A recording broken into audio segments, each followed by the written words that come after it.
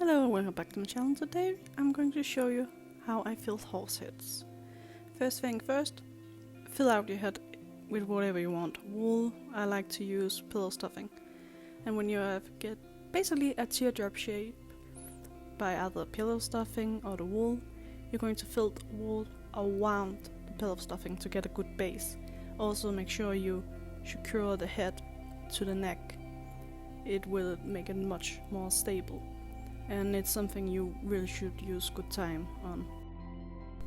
And you're just going to keep wrapping the wool around the head until you basically get a teardrop, meaning the nose is the smallest part and where the cheeks is where you have most volume.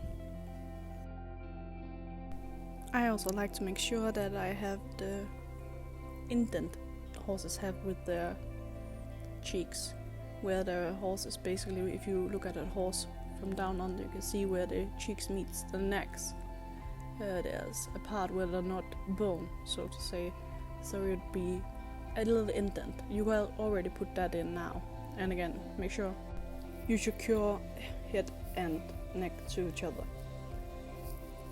And make the seam alright seamless. You just need to take some felt and fluff it up and place it over the lines if you get like a rough line. And that's also very good to make sure you have a good bonding between head and neck. Again, if you have metal wire inside your horses like I do, also making sure there's that really good connection will make you capable of basically posing your horses and moving the head around without needing to fear that the head is going to pop off because you are doing something with it. But otherwise, the most important thing is just to relax.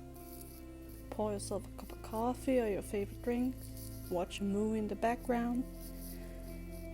Heck, if you're like me, go all around and maybe find a good documentary about horses or something like that. Something that inspires you. Also, when you watch a documentary about horses, you will be capable of watching horses while you're making a horse. So sometimes there'll be something you maybe didn't think about or notice before you might add to the horse, like veins or the way the muscles move, or maybe even a color palette. Maybe you're making a brown horse, but suddenly you see a very beautiful one, and now you want to add that horse characteristic into your own. And I wasn't quite happy with the neck, so I made the little felt sutures, as you can see right now, and you just take that, put it under the wool and felt it. Now you have a hump. And again, you just simply felt it down. Take your time and shape it. And again, I have already set some felt on that I basically flip over the hump and secure it. Because when you layer felt over it, you're not going to see it.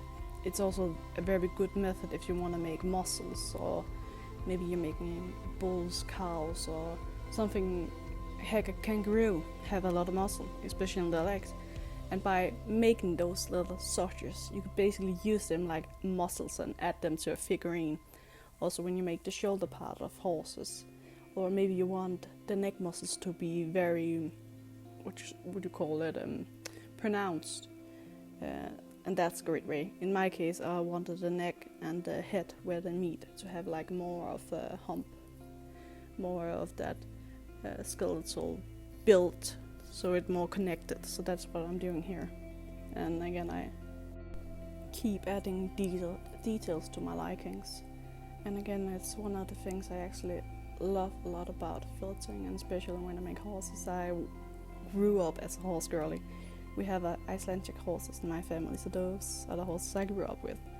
And there's nothing more fantastic than the fact that I can basically have a third horse, or a horse I like to ride on, or maybe my cousin's horse or something. I'm actually physically capable of making that horse in felt, maybe as a memorabilia, or just kind of like a tribute to the horse's beauty.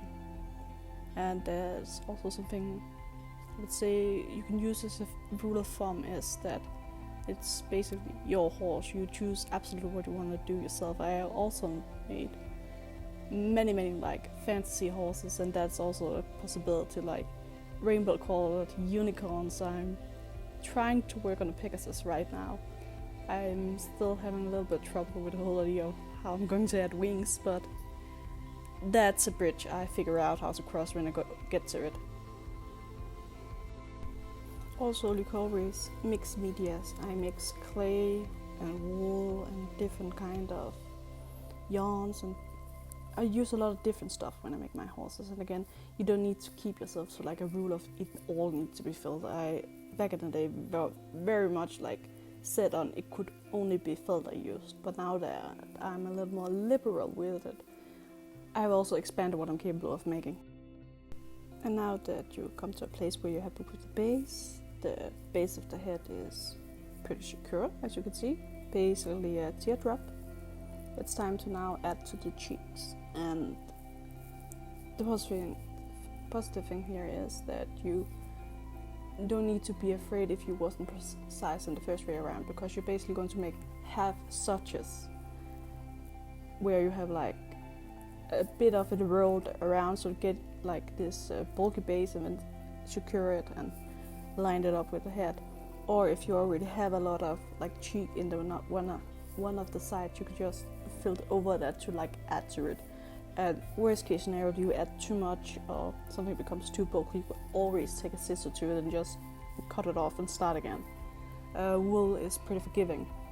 Also, if it's like a bit too bulky, you can also feel it and really trying to figure out whether or not it's bulky because it's hard filled, or maybe it's not filtered enough, because filt will like shrink the more you filter it, and also get a lot harder the more you filter it.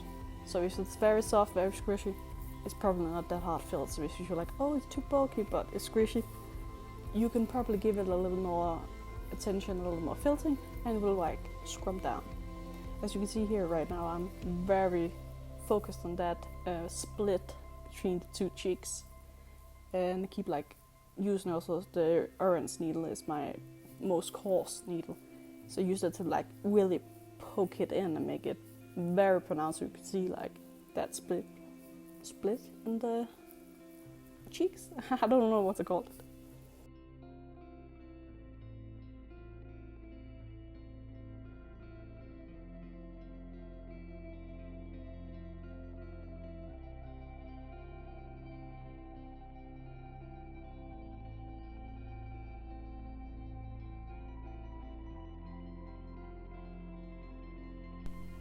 And it's also right about now you can start to fatten up the nose. Make sure to get some wool around it, and if you're using like a clay nostrils like I am, you should check up that the rib of the nose match the nostrils. As you can see, I'm making Arabian, so it have much more of a dent in the head to like match the Arabian aesthetic. And here I'm checking that I'm happy with everything. As you can see, add very modified teardrop shape. Again, it has something to do with watch horses you're making. And I am checking with the snout here, and that's around the time I realized I wasn't really happy with the nose. I thought it was like too dainty. I knew I was making Arabian, but I kind of wanted it much more pronounced, so we're a little bit more dramatic, like the nose was flaring and the horse was like lifting its head up and was curious about something. So that's what I'm making now with 2-part epoxy clay. And do as I say, not as I do. You should probably be wearing gloves whenever you handle this, because it is 2-part epoxy, and there are chances that you will actually be allergic to it and maybe have a reaction. So use with cautions. And now I'm just shaping and making small modifications to make the nose much more to my liking. Very much want to emphasize the nostrils, the whole flaring and being much more pronounced, and just make sure you smooth out the sides. And when you give like I mostly do like 1 to 3 layers of paint, and when I seal it, it's with a good amount of sealing, so it give it a nice like layer. Then make sure you can really see those small indents. But if you get like a lot of indents and you have problems smoothing out the clay, you can always use water, or you can simply, when it's dry of course, file it down it's a very easy medium to work with. I like it a lot. Also, when I make hands on my figurines, I often, if not always, also because it's incredibly strong, use this clay. And I can file it, so if the hands become, like they mostly do, too fat for me, I can like slim them down and make them more claw-like, especially when I make Hasbin Hotel characters. Their hands are very, very thin and dainty and very pronounced and have like very claw-like thing about them. So I always use epoxy clay when I make that. And basically, like, you leave it for like 24 hours. Can depend whether or not it's warm in your house or not. Because if you live like a cold area like I do, sometimes in the winter I literally had to like place it on parchment paper and place it over the radiator to give it like just some heat so it actually wanna have hardened. Cure. Here I'm working in the chin again. Not that worried about those fine lines. You can see when I paint, everything is just going to blend in perfectly. And it's honestly one of the most like satisfying thing when you're making horse snouts or mouths or what you want to call them. It's definitely that afterwards when it's dry and you need to paint it, everything just blends in. All the clays, everything has become like one big piece, and it's just really nice.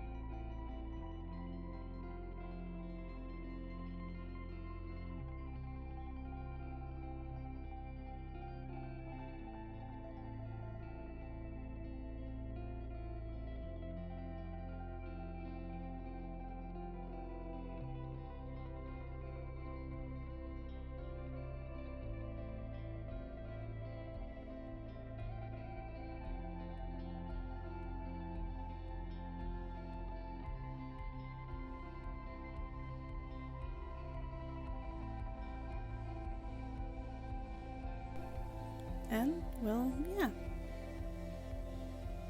I think I'm pretty happy with it at this point.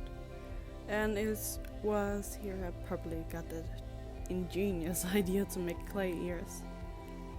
I don't know if I like the clay ears quite yet or not, but it's a fun little experiment. You know, sometimes you need to like try something new, and I was kind of thinking that maybe with clay ears I could make like a lot more details in the ears, where I feel I'm a little bit like the things I could do with wool are of course limited. So I hope with clay that maybe I could get some more details in. So time would tell, and you're more than welcome to tell me in the comments if you like the clay ears more or maybe the wool ears more. And the eyes, I basically make one set of eyes I was happy with like a long time ago, and I basically made a mold for them. So it's that mold I use and just paint over. I want to make at some point a video about how to make eyes and make your own molds for them, because eyes are very tedious to make, and I swear I would go crazy if I needed to make eyes for every pair of horse I made. So I made a simple mold, and that also comes to the horse hooves. It's also like originally a hoof I made. I was finally like really happy about it, and I made it neutral so it could go for both like the right and the left, and then I make a mold of that. And I would definitely it's a very simple molding process. I'll definitely make a video about that so you can do that yourself. But otherwise it's just simply painting. And here you can see how everything kind of disappears and just blend into one as I paint the snout. Seriously, one of the most satisfying parts. I do also have like an airbrush, and sometimes I use that too. And this is like the first layer of maybe 2 to 3. It depends on how big I want it to, and then I maybe make some more details on the nose. And here you can see the eyes. And I am simply going to use a very cheap, inexpensive UV nail top coat, I think you call it. Just gloss over the eyes and give it a zap with the UV light.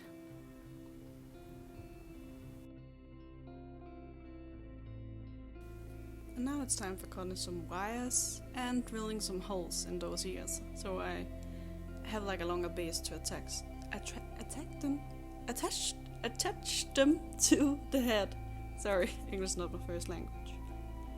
So you can see, drilling a little hole and give it like a base of super glue, so it's really tight and secure. And now we're at the point where I kind of maybe drilled a little bit too far into the ear, so I tried to fix it up with super glue. And I was like, wonder what would happen if I put super glue inside the ear, if they would make it glossy or maybe make it like a matte.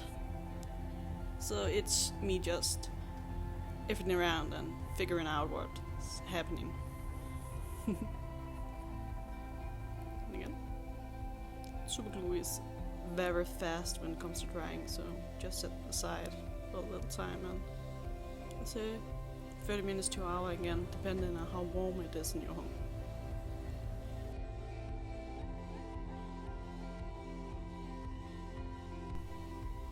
And now I'm sizing everything up, checking if the nozzle fits the head, and maybe like making some small adjustments, like filling a little bit more to make sure it's good and tight and everything is where I want it to.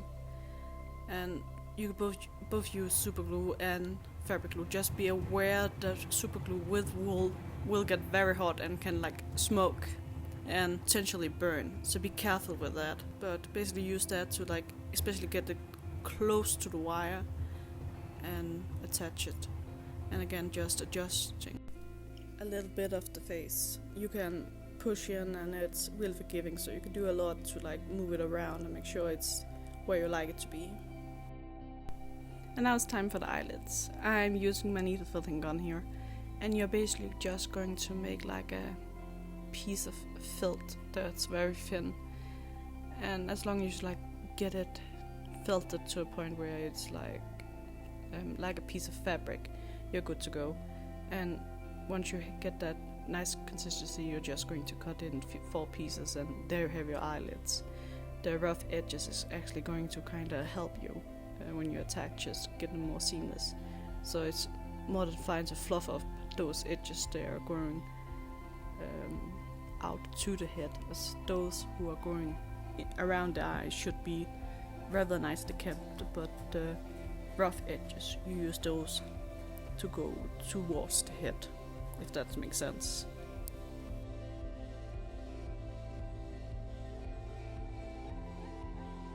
And a good tip before you put glue on the eyes, like size it out, figure out where do you want the eyes to go, what looks good and what's like symmetrical.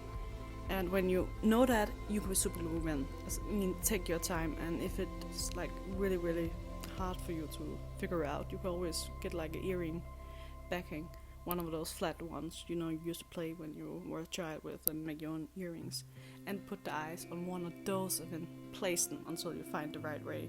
Or if you just want to change the eye color, you could do that. But of course you cannot felt over them if you want to make them removable. And as you can see here, I'm checking both eyes that I'm satisfied with them, and also the nose, and everything is like just semi-symmetrical. And again, you can see the way I tucked the head. It's very, very well secure. And now just flopping off those edges. So I have like a nice, clean from head to eyelid go to. It makes it basically so you can't see that it's another piece of felt. The whole thing is your felt project will become much more nice when you make it like seamless. And again, simply take the lid, place it over, and felt it down. Very simple, and you can like push around a little bit with the felted lid, so you can like get it the right place and use like a combination of the course when you're settling down, but then go to a finer needle to like make sure you get like that smooth, nice finish, and take good time with it, because you don't want to hit the eyeball with the needle, so you need to take your time and like work around it. And when you're ready for piece number 2, you just put that on. I projecting like stairs, like no rule which eyelid part you need to put on first. It just needs to be seamless.